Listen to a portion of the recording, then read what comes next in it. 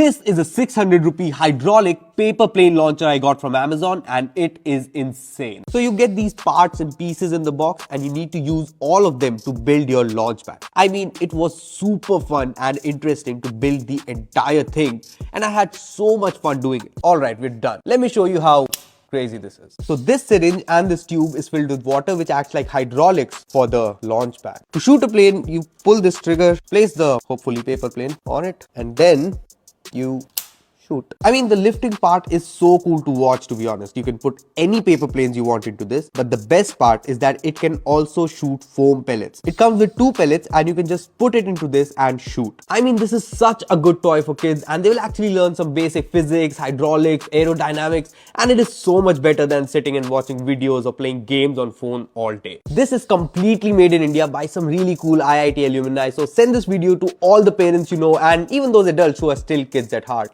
And see you tomorrow.